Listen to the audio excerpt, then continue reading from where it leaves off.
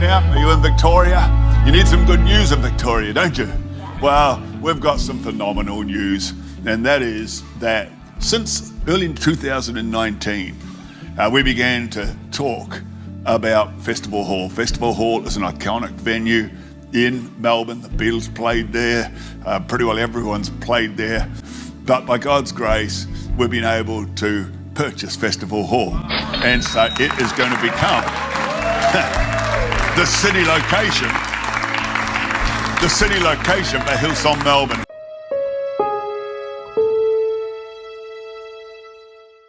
But I think it's important to let people know that these were designated funds that we actually planned, as I said, well before a pandemic, towards being able to buy this building. And as designated funds, obviously you can't just use them. You can't use what was given over here for doing something over there. So in other words, we can't use that money anyway during this crisis for general bills and for the ongoing work of the ministry of the church.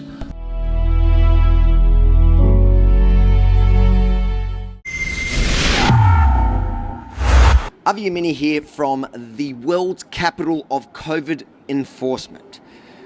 We're in the state of Victoria where 20,000 fines for COVID breaches have already been issued. Daniel Wright grew up locally to Mornington Peninsula, but due to circumstances, not by choice, he's been living in his car. Daniel Wright was here on this corner on the 10th of August when he was pulled over by 2 Victoria police officers and fined $1,650 for essentially being homeless because they say he was breaching the COVID curfew by being in his car. I believe in God and stuff like that, and I've been asking him, please help me with these fines, help me with the house. And so I just wanted you to know that during a pandemic, we're not sort of splurging out. It's something that has been planned and that we're prepared for.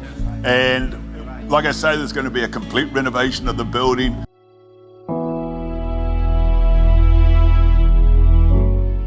Hillsong Church, having such a significant building in Melbourne, not everyone's going to like it. But I believe the Lord loves it, and I sure love it, and you love it, so thank God.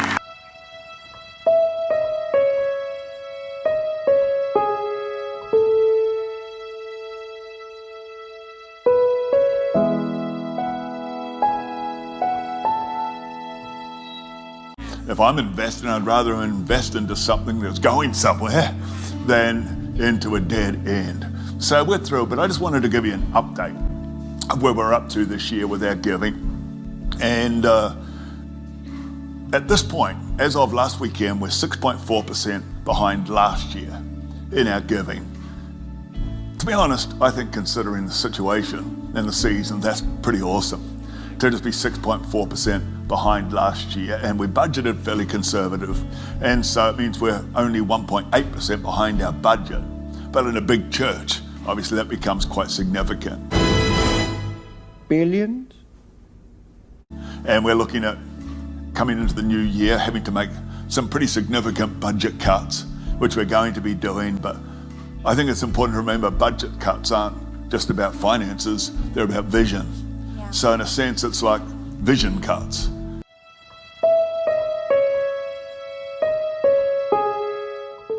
I don't think anyone wants to see the vision pruned back. I don't think anyone wants us to see cuts, but let's just do what we always do. If we all just stay intentional, stay engaged, and realize that in a pandemic, perhaps it's even more important that we build the foundations right. So giving of our first fruits and making sure we put God first.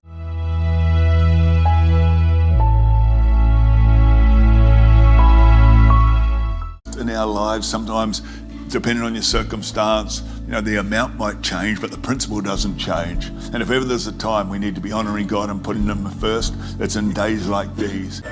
The power of Christ compels you. Praise the Lord, He's made us millionaires. Wave your donations in the air.